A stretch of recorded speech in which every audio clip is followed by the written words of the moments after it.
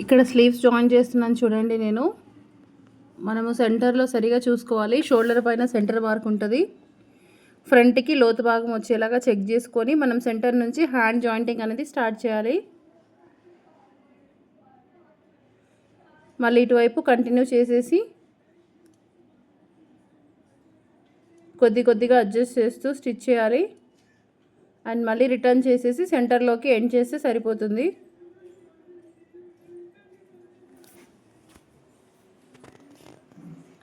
Second side కూడా ఈ లోతు భాగం ముందుకు వచ్చేలా చూసుకొని సెంటర్ నుంచి జాయిన్ చేయాలి.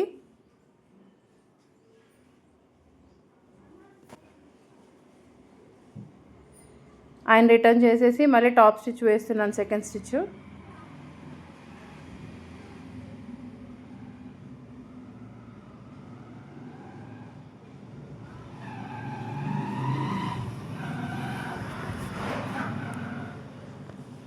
హ్యాండ్స్ జాయింటింగ్ అయిపోయింది కదా.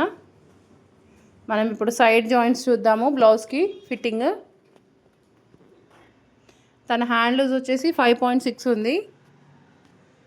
అక్కడి నుంచి స్టార్ట్ చేసుకొని షోల్డర్ దగ్గర నుంచి మనకి ఆర్మ్ రౌండ్ 8.6 ఉంది. 8.6 పెట్టుకున్నాను. అండ్ బ్యాక్ సైడ్ వచ్చేసి తన వెస్ట్ రౌండ్ వచ్చేసి 33 ఇంచెస్ ఉంది. డివైడెడ్ బై 4 చేసుకొని 8.2 పెడుతున్నాను. ఇక్కడ సేమ్ మనం కాజా వైపు కూడా 8.2 మార్క్ చేసుకోవాలి. ఆ పైన జాయింట్ కింద జాయింట్ ఈక్వల్గా వచ్చేలాగా మనము స్టిచ్ వేసుకోవాలి. పక్కన 2 స్టిచెస్ వేసేసుకుంటే సరిపోతుంది.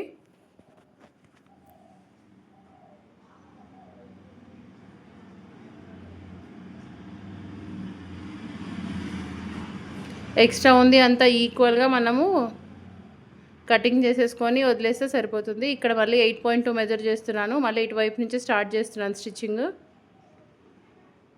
ఆర్మ్ రౌండ్ 8.6 పెట్టుకోవాలి.